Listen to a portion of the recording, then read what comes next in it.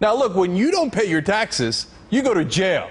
You're called a tax cheat, and they say, how dare you? That is so immoral. When corporations do it, they're just avoiding taxes.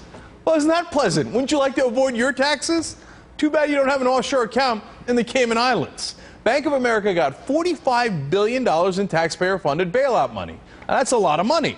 Well, it turns out that in 2009, their profit was $4.4 billion. Now, I'd make $4.4 billion too if I wound up getting all that money for free, basically. But by using various tax loopholes, they paid zero in taxes, not a zilch squat. Pay your taxes, pay your taxes, pay your taxes, pay your taxes, pay your taxes, pay your taxes, pay your taxes, pay your taxes. They bailed you out. They bailed you out. Can you tell us what that's about? I would like to ask all the Democrats and all the Republicans in the White House in Washington, why is it that when the Federal Reserve can give $3.3 trillion in 22,000 transactions, all secret, to banks, hedge funds, equity partnerships, they couldn't stop one home from being foreclosed on? We have three demands today. Our first demand is Bank of America, pay your taxes. Pay your taxes. If Bank of America paid its corporate tax rate, we'd have $1.7 billion more in our budgets for the federal government. $1.7 billion is what they ripped us off just in the last year. And this is a company that got $50 billion in bailout money from the taxpayers. We pay taxes, why don't you? We pay taxes, why don't you? We pay taxes, why don't you? We pay taxes, why don't you?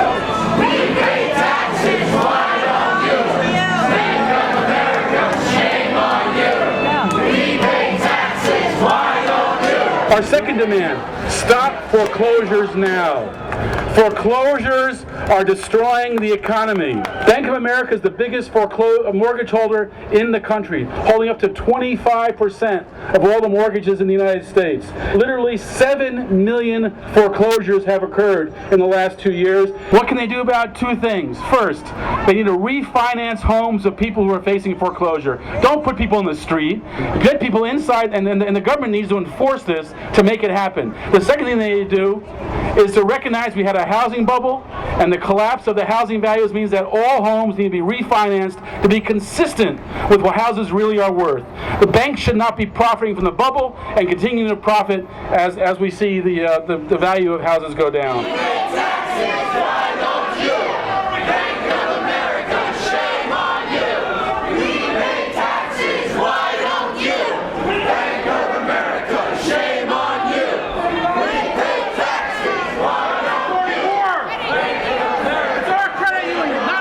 Our final demand, and maybe the most important one overall, I think, is breaking up those big banks. Those big banks.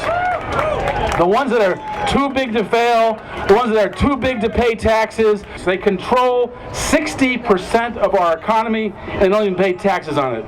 They ensure that concentrated capital has control over our government and over our politics and have the power in this country. We need to shift the power back to the people, and the first step of doing that is to break up these big corporate banks, turn them into credit unions, make them America's credit union, not Bankster of America over there. It's time to take these economy back and make it our economy. It's not about the facts. It's not about evidence. We know what the solutions to our problems are, whether it's healthcare, finance, jobs, climate change, clean energy. We have the solutions, but we're not able to get those solutions implemented. Why is that? It's the corporate control of our government. It's the corporate control of our media. The problem in this country right now is that we're being told the wrong story. We're being told a story that we have deficits at the national level, that we have deficits at the state level, and that the answer is to cut our human needs. Right now, Medicare and Medicaid are on the chopping block, and they're not even the cause of our problem. Right. What they're not saying is that we don't have to make any of these cuts. The other response is to increase the revenue. How do we do that? Taxes, right? Bank of America made $4.4 billion in profit last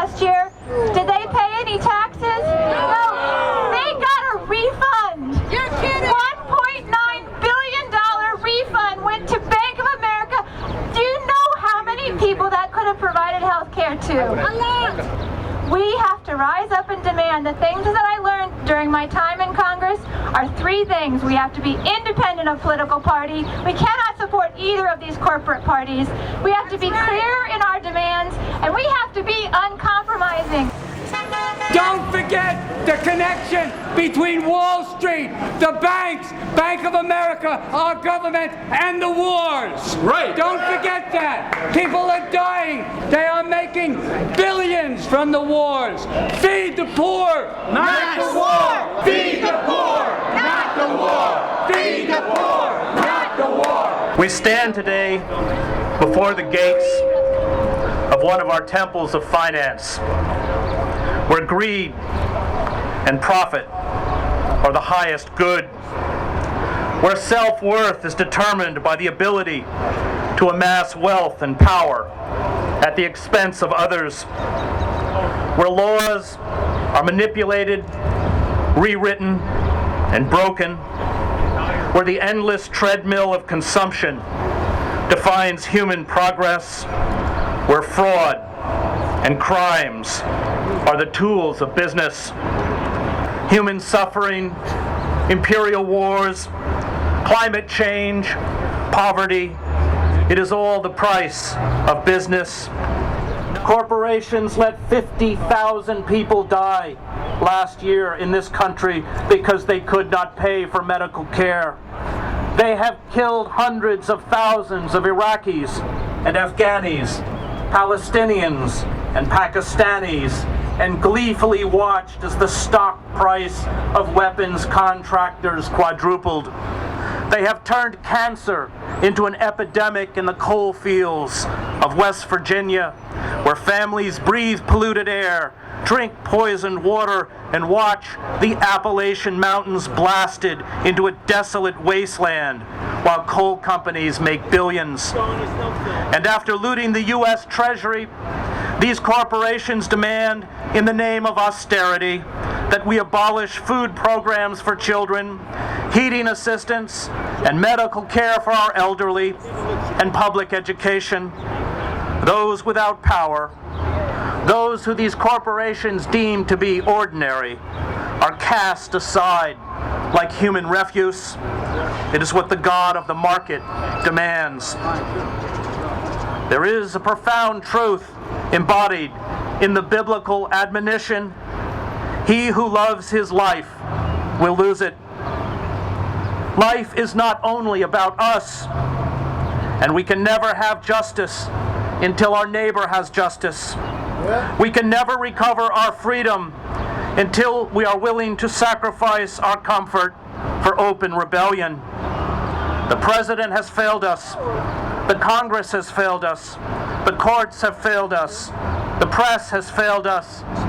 The universities have failed us. Our process of electoral democracy has failed us. There are no structures or institutions left that have not been contaminated or destroyed by corporations, and this means that it is now up to us. Civil disobedience, which will entail hardship and suffering, which will be long and difficult, which at its core means self-sacrifice, is the only mechanism left. As long as greed inspires us, greed keeps us complicit and silent. But once we defy the religion of unfettered capitalism, once we demand a society that serves the needs of citizens and protects the ecosystem rather than serving the needs of the marketplace, once we learn to speak with a new humility and live with a new simplicity, once we love our neighbor as ourself, we will break our chains and we will make hope visible.